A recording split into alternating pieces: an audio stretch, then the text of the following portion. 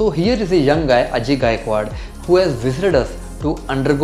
get a beard transplant done. But the history was a history of burn injury when he was in his childhood, and he suffered burn on the side burn area, the buccal area and the jawline area on the left side, and above the ear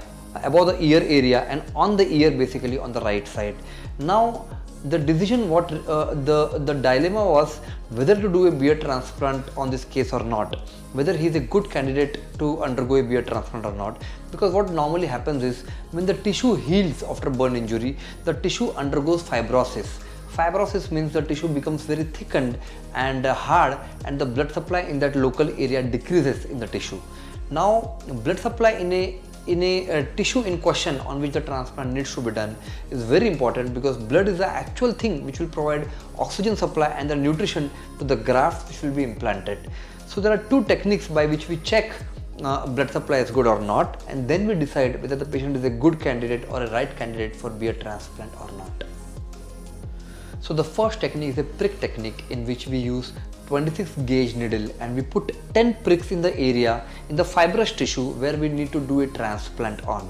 If the area bleeds moderately to normal bleed, then he becomes a very good candidate for beard transplant. If the bleeding is very minimal, then we have to explain the prognosis of the beard transplant to the patient, and if there is no bleeding, then he becomes a very bad candidate for a beard transplant, and we should avoid beard transplant in such cases.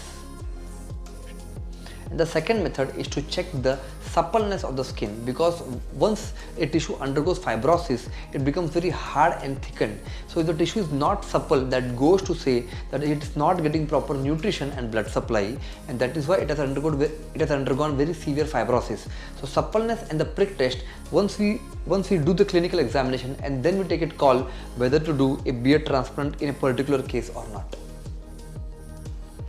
So in this case, we have probably done approximately 2300 to 2400 FUE grafts, which we have harvested from the back area, the occipital area and the temporal area of the scalp, and implanted on the beard in a fashion where the right and the left side looks similar, not exactly symmetrical, but more or less similar.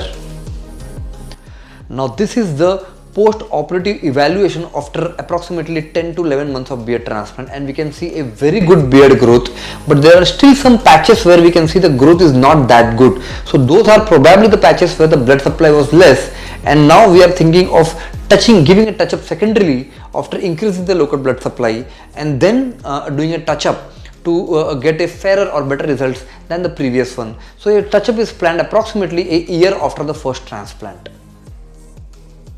So in similar cases of doing a transplant on a scalp, whether it is a hair transplant or a beard transplant, on a burn scar or on a surgical scar or on a traumatic scar, the first thing what we need to evaluate is the blood supply of the local area, the quality of the skin, and the quantity and the quality of the donor area on the scalp available, and then we have to take a call whether the patient remains a good candidate for a beard transplant or a hair transplant on a scar tissue or not.